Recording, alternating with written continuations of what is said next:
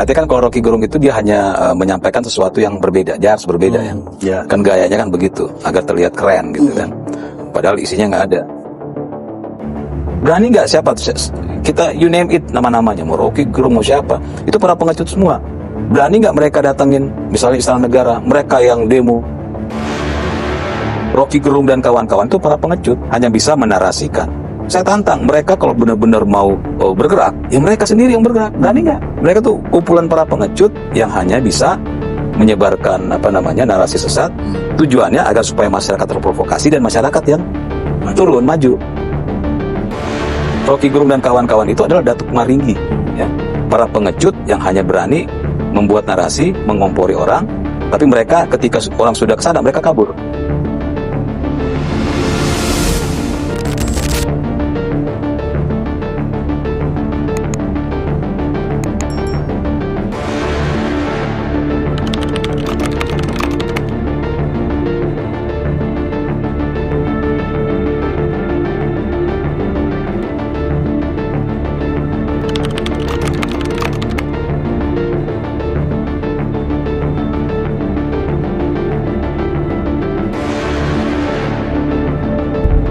Oke, selamat sore pemirsa OTT. Balik lagi kita ke podcast yang paling anyar ini, OTT on the table. Dan kita ngobrol dengan Om Teddy Gusnaidi, politisi, wakil ketua umum Partai Garuda. Selamat datang lagi, Om.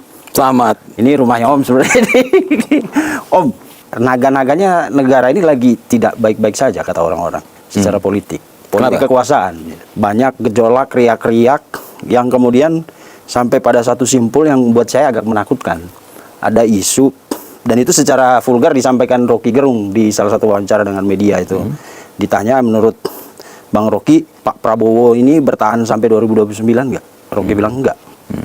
Berarti ada sinyalemen kalau Pak Prabowo itu bakal tumbang gitu sebelum 2029. Tumbang atau ditumbangkan? Menurut Om Teddy gimana? Ya kalau menurut saya Rocky kok dideker gitu.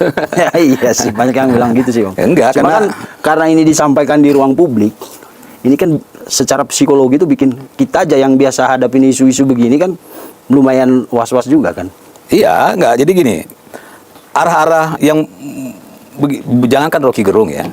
Artinya kan kalau Rocky Gerung itu dia hanya menyampaikan sesuatu yang berbeda, dia harus berbeda ya. Kan gayanya kan begitu, agar terlihat keren gitu kan. Padahal isinya nggak ada. Tapi ada beberapa pihak yang akhirnya mencoba membicarakan hal-hal seperti itu kan. Ya, betul. Artinya bukan hanya Rocky Gerung gitu. Saya pikir apa yang mereka sampaikan itu adalah narasi-narasi yang awal aja mencoba test case nih. Bagaimana nih di masyarakat dapat nggak gelombang ini gitu kan. Tapi kalau mereka lemparkan hal itu apalagi menjelang Lebaran ini kayaknya gagal gitu test case-nya mereka, karena masyarakat nggak lagi membicarakan hal itu. Mereka lagi membicarakan rendang, ketupat gitu ya, mau pulang kampung dan segala macam. Dan mereka melihat bahwa oh ternyata di pemerintahan saat ini harga-harga lumayan stabil, ya kan? Oh mereka melihat oh ternyata untuk mau pulang kampung sekarang sudah banyak alternatifnya, ya. Oh ternyata pengaturan agar supaya kemacetan terurai berjalan. Jadi kalau mereka mau test case ya nanti aja habis Lebaran gitu. Karena kalau sekarang itu kayaknya ya kayak buang garam ke laut ya.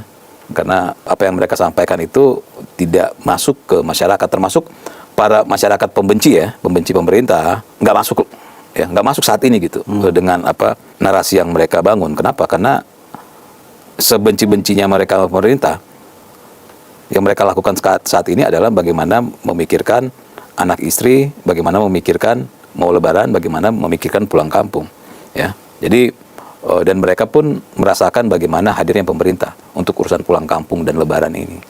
Jadi belum sih, saya melihat belum berhasil mereka untuk menarasikan hal ini. Oke, tapi kalau kita lihat beberapa peristiwa yang akhir-akhir ini kan ada kelompok yang berkumpul, kelompok oposisi atau kelompok di luar pemerintah lah, kita nggak bisa bilang oposisi ya. Misalnya Pak Yusuf Kala mengumpulkan beberapa tokoh di sana, kalau nggak salah si Tio itu juga datang. Jadi orang ngelihat ini ada apa sih kok pada ngumpul-ngumpul, terus ada CTO yang sudah diserang habis-habisan karena dia apa namanya, ternyata dia dibayar, ada bukti transfer dan lain-lain, tapi jalan terus dia. Malah kalau tidak salah, dia itu udah dari kampus ke kampus, kayak berusaha mengkonsolidasikan untuk sebuah gerakan atau sebuah aksi gitu. Menurut Om gimana tuh? Ya, gini, sebuah aksi itu bisa diciptakan, bisa, sangat-sangat bisa.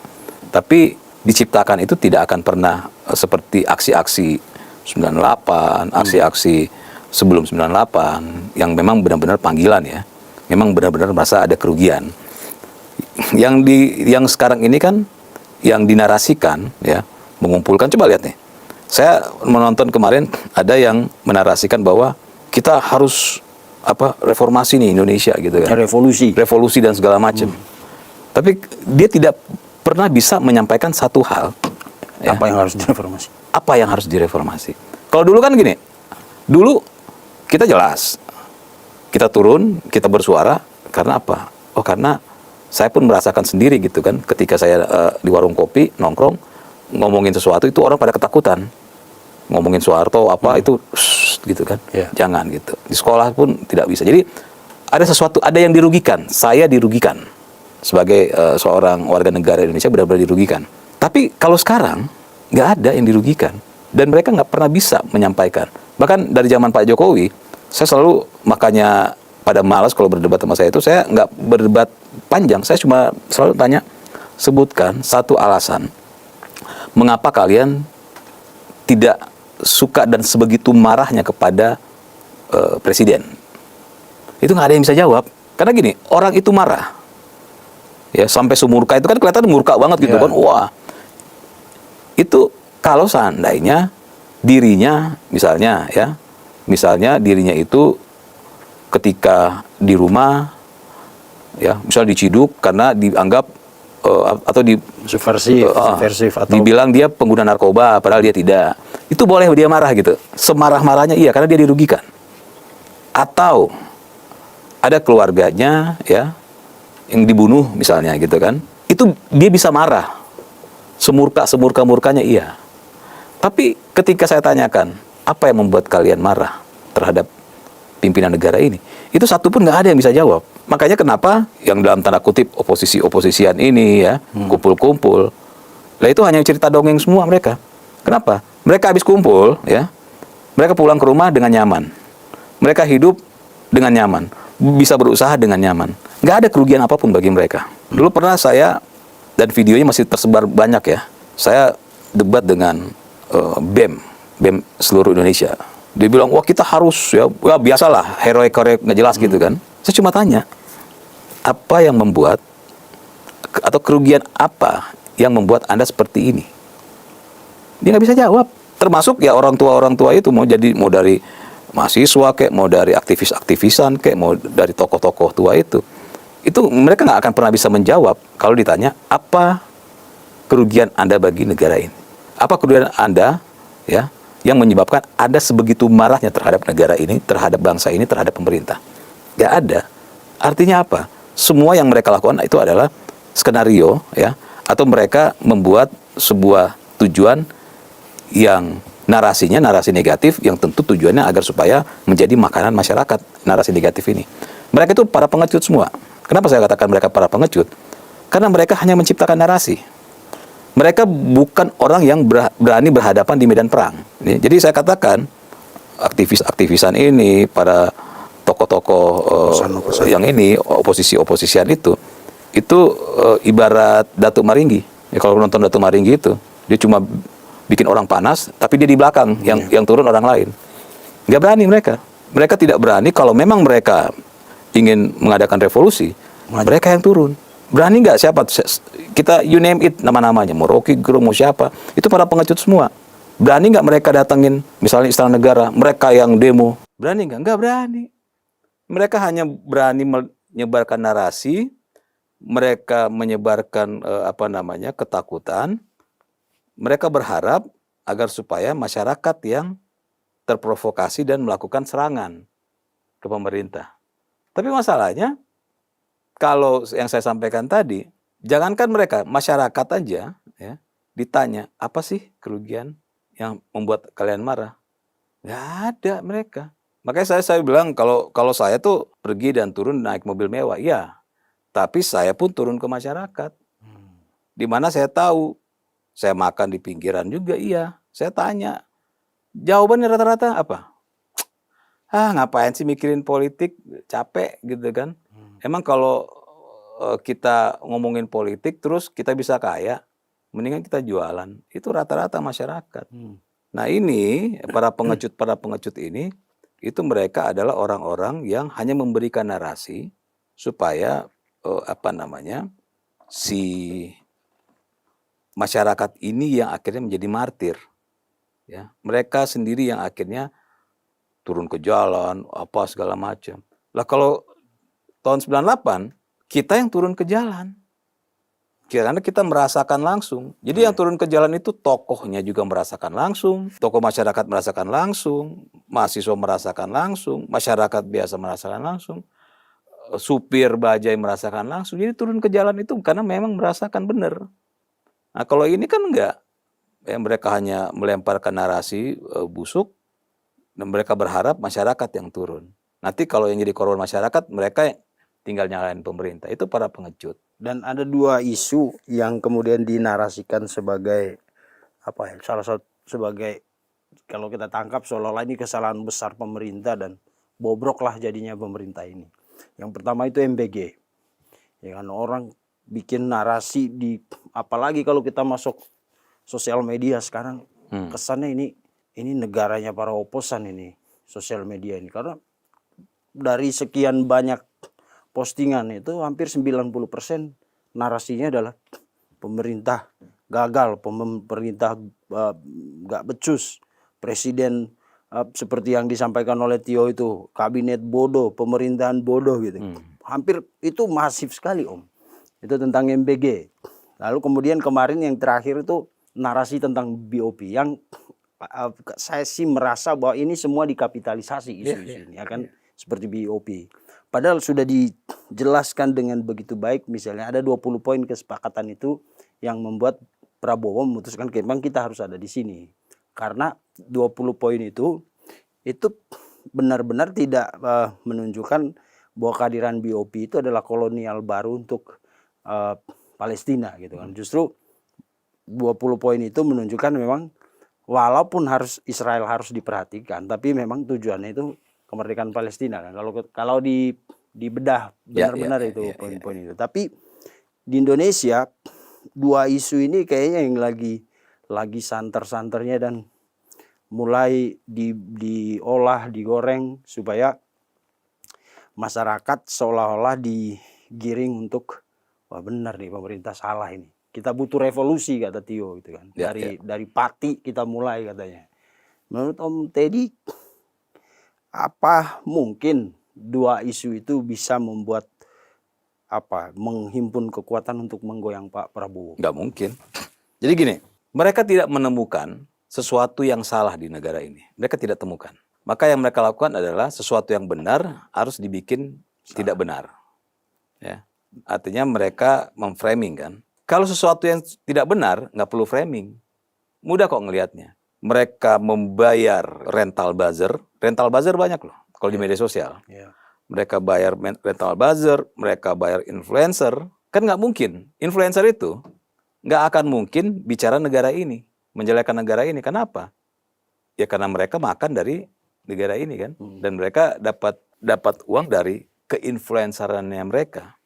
Jadi mereka bukan nasionalis, bukan kritikus. Tujuan mereka adalah konten. Pokoknya mau ke kiri atau ke kanan, yang penting ada bayarannya. Ujungnya fulus. Semuanya kan fulus. Iya. Terus yang buzzer-buzzer, ya itu fulus semua. Yang mau bayar siapa? Ya membayar adalah para pengecut yang saya bilang itu. Yang para pengecut mereka bayar agar supaya membangun narasi. 98 itu belum ada media sosial. Handphone masih sangat mewah, 1-2 orang yang punya. Terus bagaimana orang segitu banyak bisa akhirnya berkumpul? Ya karena ada sesuatu yang salah. Sesuatu yang salah dan orang-orang itu merasakan dampaknya langsung ya. Dan itu dirasakan hampir semua Hampir masyarakat. seluruh masyarakat dan langsung. Bukan perantara. Sehingga itu bisa terjadi. Nah kalau sekarang agak sulit, kenapa? Tidak ada yang salah. Ya gitu kan. Mana ada yang salah? Nggak ada yang salah. Program MBG salah nggak? Nggak ada yang salah. Sesuatu yang positif, positif. BOP salah nggak? Nggak ada yang salah. Iya. Karena untuk perdamaian. Jadi mereka kebingungan mencari kesalahan, artinya apa? Artinya karena tidak ada kesalahan, mereka mau mencari atau membuat program yang benar ini menjadi sebuah kesalahan.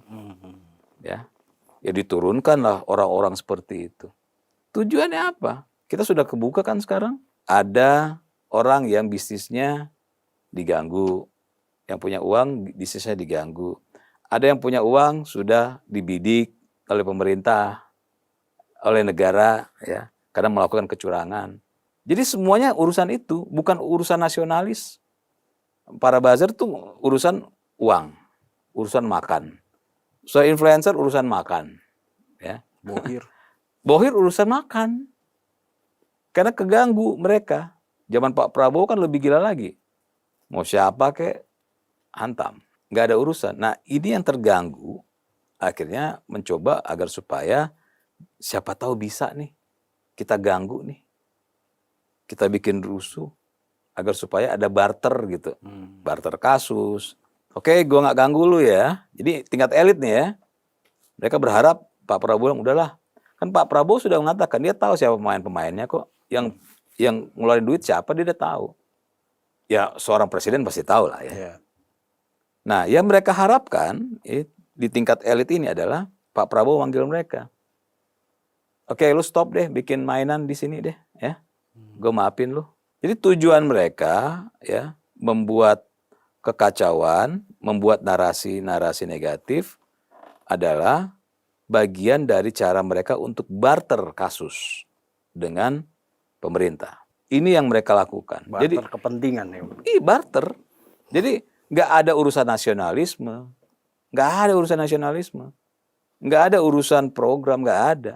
Wong program MBG program baik, program MBG kan saya bilang MBG itu program yang ibarat peribahasa sekali merangku dayung 2-3 pulau terlampaui.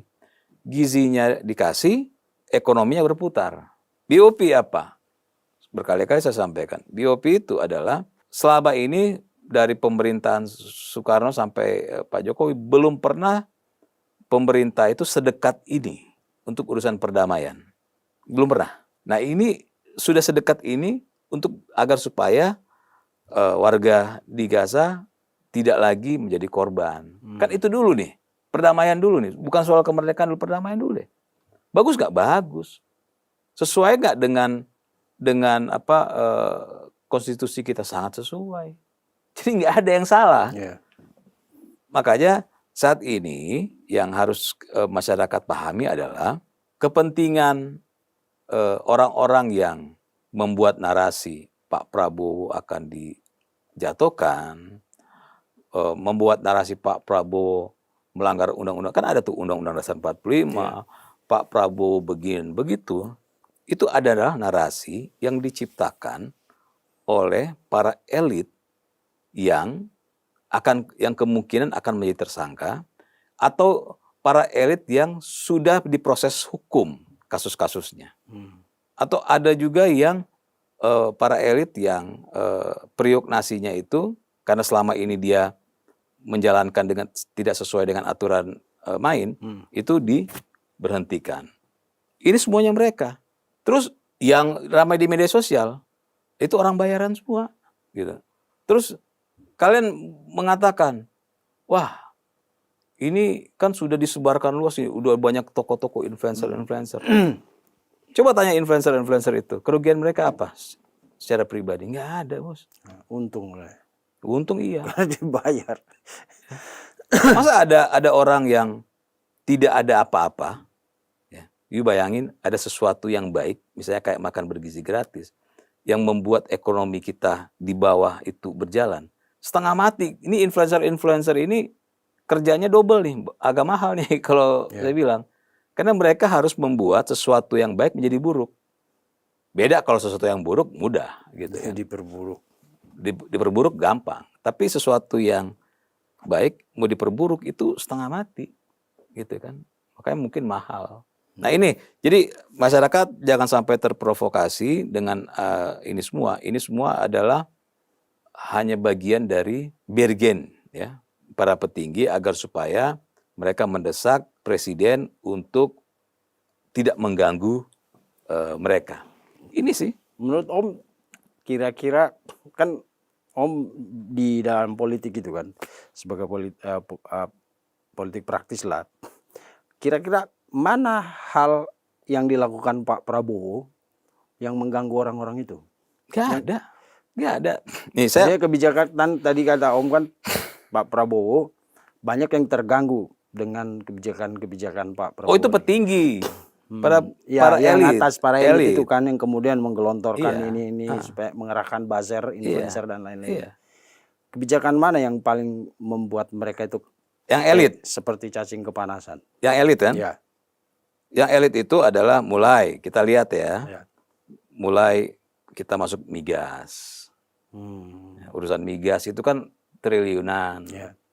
urusan sawit, pokoknya urusan-urusan yang tadinya dikuasai oleh sekelompok orang itu dihantam sama Pak Prabowo, dihantam oleh negara ini, banyak yang ditutup, ya, jadi terus banyak yang ditangkap, gitu kan, yang triliunan ditangkap Jadi kan, kebijakan pengelolaan sumber daya alam ya. iya, sama termasuk, nah ini yang paling penting, termasuk urusan mengembalikan di pasal 33 Undang-Undang Dasar 45, bumi, air, dan kekayaan alam dikelola oleh negara. Nanti kita bahaslah soal bagaimana asing bermain gitu. Ini kita bicara untuk kasus ini kita bicara lokal dulu nih, ya. Orang-orang lokal yang terganggu, ya. Ada juga nanti kita next episode kita bicara ya tentang dana-dana asing dari gitu ya. Luar itu. Ya itu rata-rata karena hilirisasi. Ini hilirisasi jalan loh, Bos. Oh. Nggak banyak yang tahu kan, tapi jalan. Oke. Nah, ini jalan. Yang begini-begini termasuk ada orang-orang, ya, orang lokal yang selama waktu itu kekayaan alam kita diambil oleh asing. Itu mereka kaya karena mak comblangnya itu pada kaya semua. Ketika hilirisasi terganggu mereka. Jadi mereka bisa nggak bisa nggak Pak Prabowo dan Mas Gibran itu dijatuhkan? Nggak bisa. Karena nggak ada sesuatu yang melanggar. Yang mereka lakukan tidak ada sesuatu. Formal enggak lah ya. Nggak ada. Nggak ya. melanggar undang-undang ya. Tidak ada pelanggaran undang-undang, programnya pun program yang positif. Jadi tidak ada celah. Ya. Dan sekali lagi, ya, saya terus berpikirnya jangan terlalu elit lah kita berpikirnya. Berpikirnya begini aja. Sebutin satu influencer, siapapun. Nggak perlu, maksudnya biar penonton sebutin. Ya. Sebutin, terus lihat kehidupannya. Hidupnya baik-baik saja. Dia selama jadi influencer dapat uang, hidupnya baik-baik saja. Tidak ada sesuatu yang dirugikan buat dirinya. Terus tiba-tiba dia kayak orang kesurupan, maki-maki pemerintah. Masuk akal nggak? Nggak masuk akal. Kayak DJ Doni misalnya. Hah? DJ Doni. Kayak DJ Doni. Masuk akal nggak dia marah-marah? Nggak masuk akal. Karena hidupnya baik-baik saja selama ini. Hidupnya baik-baik saja, dia bisa ngomong apapun, ya, tempat dia cari nafkah, bebas. Dia kan dapat uang dari situ kan. Baik-baik saja kan dia. Jadi kontennya dia itu adalah pilihan dia untuk mencari nafkah. Jadi caranya cari nafkah adalah dengan konten misalnya menyerang pemerintah. Dan hidupnya baik-baik saja nggak? Baik-baik saja selama ini. Jadi coba kita, sangat mudah kok melihat orang, ya. Orang nanti kita undang lah psikolog, ya, orang-orang psikolog untuk melihat kemarahan ini, kemarahan buatan, kemarahan karir. Ada kemarahan karir. Kayak influencer itu kemarahan karir karena buat nyari nafkah. Ada yang kemarahan yang pesanan, baru ada juga kemarahan yang real. Kemarahan yang real itu adalah misalnya di tengah jalan ditabrak orang yang sudah ketahuan tapi nggak diproses hukum misalnya. Yeah. itu baru orang bisa marah semarah-marahnya karena merasakan langsung. Atau kita lihatlah ya, saya sangat bersimpati terhadap ada ibu-ibu ya yang kamisan itu ya. Ya. Dia real Karena dia merasakan karena anaknya. Jadi bertahun-tahun dia begitu konsisten, itu real, orang real. Tapi orang-orang yang datang Nah, silih berganti itu nggak real. itu paketan. Itu orang yang memang mau cari momen aja. Karena dia nggak merasakan Atau juga dikirim, dipaketin nama apapun lah ya. biar rame. Makanya kan saya baca, saya ketawa tuh orang silih berganti setelah dapat dapat publikasi Publikasi. hilang, dapat publikasi hilang. Jadi kasihannya ya ibu-ibu itu dengan ininya ya mereka adalah, makanya saya bilang orang-orang yang marah itu adalah orang-orang yang benar-benar merasakan. Kayak ibu-ibu itu, dia marah bertahun-tahun loh dari zaman reformasi dan dia tetap konsisten. Itu benar orang marah karena anaknya, gitu. Iya. Tapi kalau yang lain nggak ada. Itu kita bahas lah Apalagi soal. banyak influencer lahir setelah 98. Iya. Mereka nggak merasakan.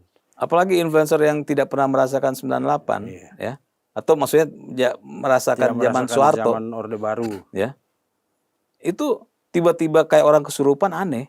Makanya kalau nggak dibayar, ya itu adalah influencer karir. Dia mengambil tema agar supaya dapat cuan, ya urusan marah-marah. Influencer gitu. algoritma. Ya, influencer Mereka algoritma. pintar baca algoritma. Terus siapa lagi? Buzzer-buzzer yang di media sosial itu kan bisa dipesan. Saya mesen itu terus puji-puji saya bisa kok. Iya. Saya mau pakai yang mana? Mau yang maki-maki misalnya berapa juta? Iya. Mau yang agak elit sedikit segini, gitu kan? Mudah kok. Sudah ada rental buzzer. Jadi masyarakat harus berpikirnya bahwa kemarahan, faktanya, Iya. kemarahan saat ini adalah kemarahan yang dibuat. Oke. Ya, yang diciptakan bukan kemarahan real, nggak ada. Ya. Tapi bahasanya seolah-olah mewakili rasa sakit hati, penderitaan, Nggak, itu bohong itu. kayak bawa tritura baru mereka tuh. Nggak mereka omongin itu nggak ada yang dari hati. Ya, mereka omongin itu adalah apa sih namanya supaya terlihat wah di kamera aja. Ini bukan misi Ampera ini. Nggak ada. Amanat penderitaan rakyat. Amanat penderitaan rakyat zaman dulu itu adalah orang-orang yang benar merasakan penderitaan. Nah sekarang mereka apa? Hidupnya baik-baik saja. Influencer naik mobil, bagaimana menderitanya? Bagaimana menderita? Kita Makanya saya bilang kita berpikirnya secara ini aja, secara akal sehat, bahwa kita jangan lihat di media sosial, kita jangan lihat di pemberitaan, kita lihat sekeliling kita aja, ya. Di kampung kita ya sendiri kita lihat fine-fine aja gitu, nggak ada kemarahan tuh nggak ada, ya. Orang itu bisa marah cuma dua, dia disakiti, keluarga disakiti, dikompori. cuma itu dua, atau agamanya, udah. Agamanya disenggol. Ya. Itu doang kok. Oh, makanya kemarin BOP itu dibawa ke isu agama, perang agama. Ya karena mereka pengen, para pengecut ini pengen agar supaya masyarakat terprovokasi. Oke. Makanya saya bilang tuh, Rocky Gerung dan kawan-kawan itu para pengecut. Ya, hanya bisa menarasikan. Saya tantang, mereka kalau benar-benar mau bergerak, ya mereka sendiri yang bergerak. Berani nggak? Ya. Datang orasi di Senayan, di mana gitu.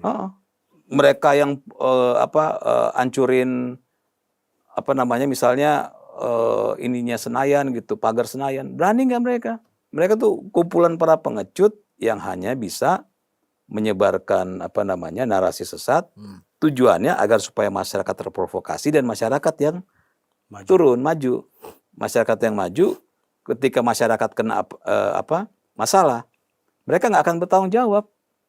Ya, mereka bangun narasi Mereka baru mau lagi. bangun narasi baru lagi ya. Jadi next kalau sampai ada tokoh-tokoh ya yang mengajak kalian untuk revolusi dan segala macam, kalian tantang tokoh itu untuk melakukan lebih dahulu. Ya.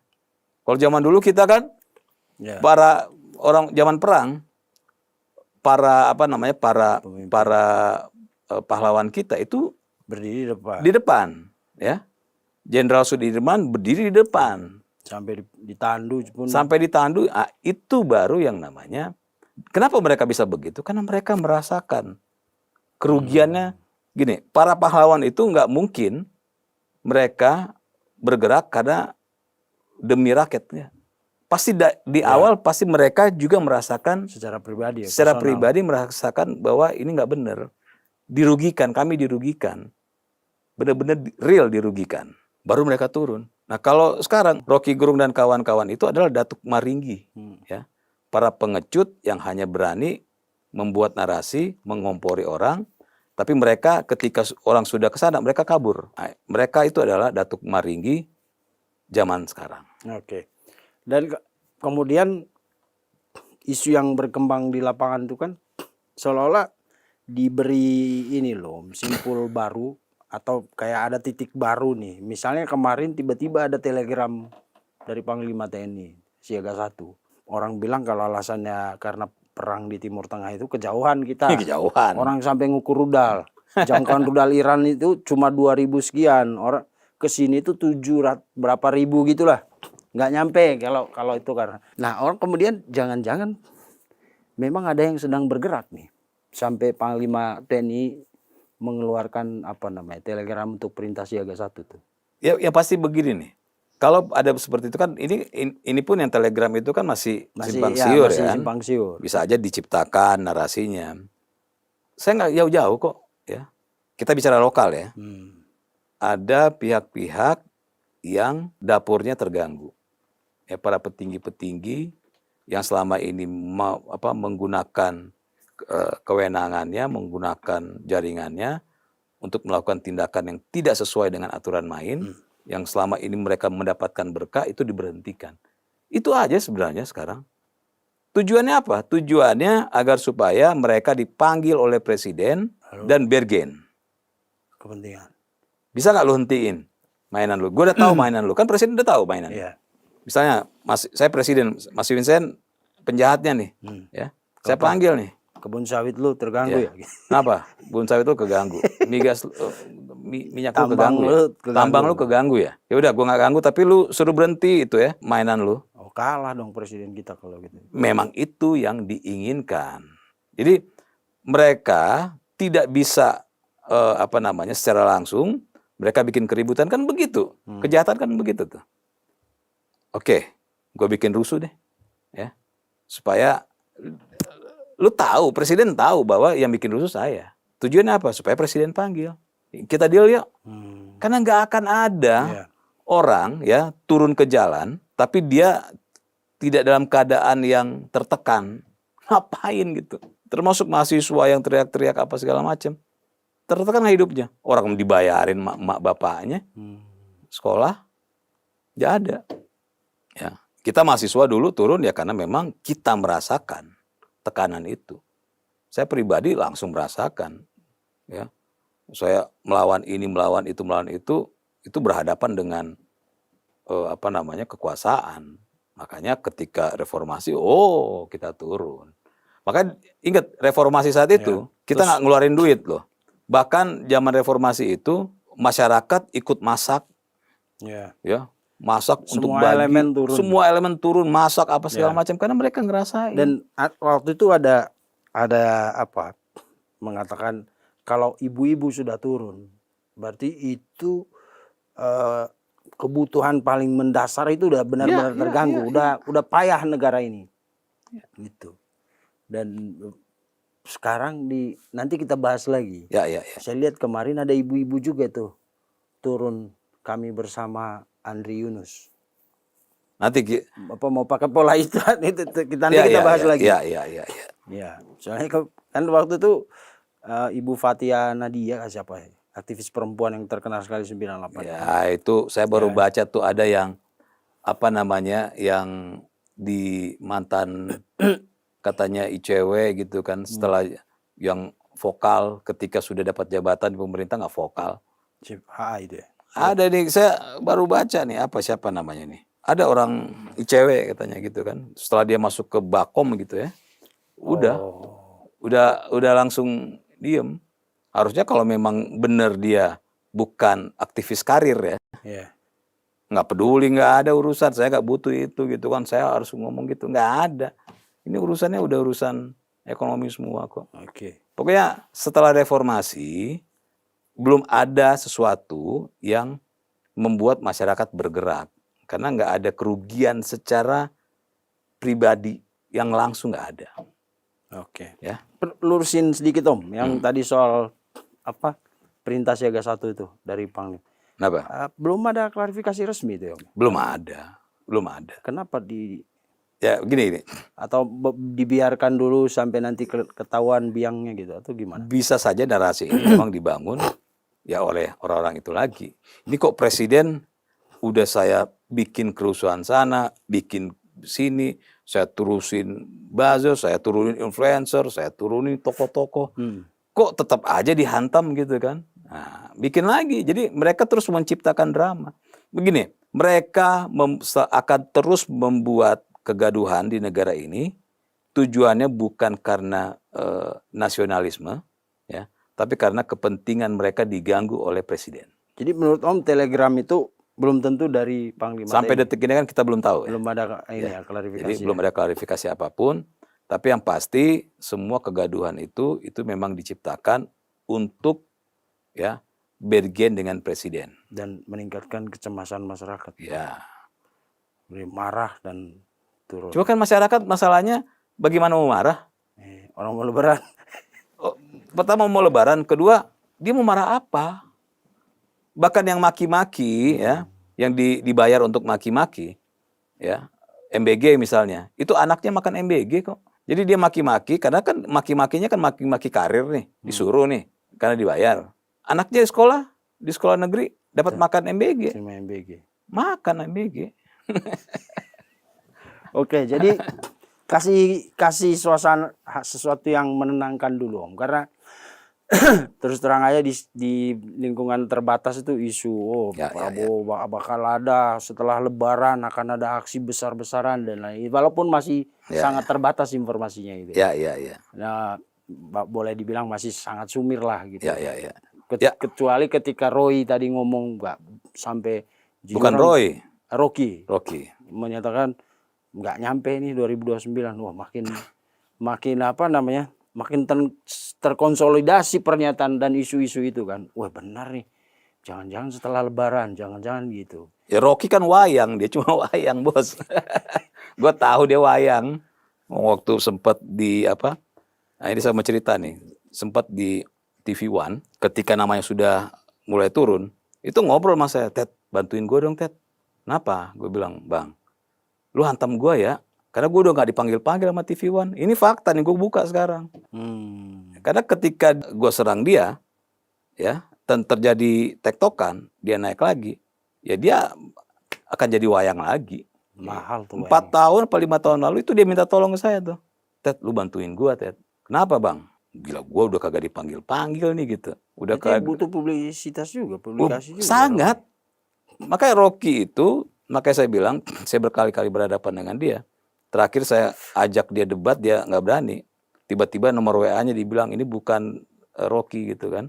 Ini timnya, asistennya apa segala macam. Saya sengaja buka ini agar supaya masyarakat tahu bahwa semua itu settingan semua. Tokoh-tokoh itu settingan semua. Itu kalau kita dipanggil di TV, ya, itu disuruh orang TV ribut ya. Kenceng ya. Kenceng ya. Nah, kalau saya nggak mau disuruh begitu. Saya kenceng tapi dengan logika. Bang Egy kesini aja biasa kenceng, sampai sini adem. Ya karena kita nggak pernah nyuruh dia untuk kenceng. Pokoknya terserah abang aja gitu. Nah, jadi masyarakat ya kan ini penutupnya kan. Jadi masyarakat harus tahu bahwa semua demo, semua omongan tokoh-tokoh, semua yang berkembang saat ini itu adalah semua tidak natural. Itu semua adalah buatan. Saya pastikan itu semua adalah buatan. Ya. Kenapa? Karena tidak ada sesuatu pemicu yang bisa membuat orang bergerak kecuali disuruh gerak. Ya. Kalau kayak 98 tuh kesadaran hampir. Kalau 98 belum ada handphone masih punya orang tertentu, medsos nggak ada, tapi bisa kumpul. Kenapa? Karena kita merasakan sebagai pribadi langsung kena. Tapi sekarang apa? Orang yang turun ke jalan, banyak kan orang turun jalan suka di kamerain ditanyain, turun ngapain? Nggak tahu, diajak. Nyablak lagi ngomongnya. Iya kan? Iya. Kan banyak tuh kan? Karena memang mereka nggak tahu. Ibu-ibu yang penting gue dapat duit untuk demo gitu kan. Ya, sekali lagi, jangan mau kalian terprovokasi. Pokoknya kalau sampai ada toko-toko, influencer, apapun yang mengajak, yang jawaban kalian adalah, kenapa nggak kalian yang turun? Kenapa nggak kalian saja yang turun?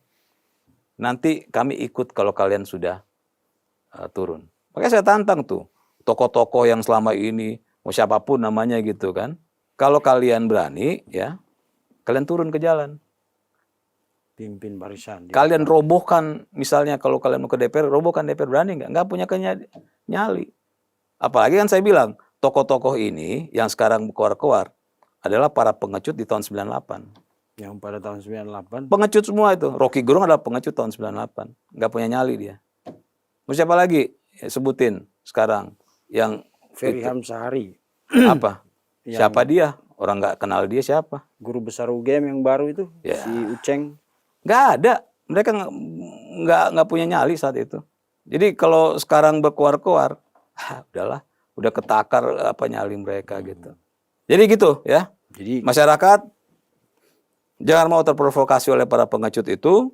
Kalau sampai ada yang mengajak, minta mereka untuk turun duluan. Kita tantang mereka, ya, para tokoh-tokoh itu, mau siapapun, mau Rocky Gerung, mau JK, mau siapapun, turun ke jalan. Berani nggak mereka?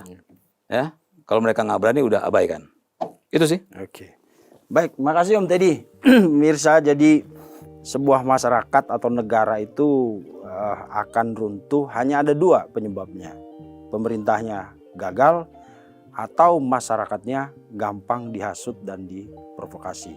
Mudah-mudahan kita akan tetap menjadi bangsa yang utuh karena pemerintahnya sedang berjuang untuk menjadikan negara ini lebih baik dan masyarakatnya selalu belajar untuk jadi masyarakat yang dewasa dalam menerima dan mencerna semua informasi yang ada.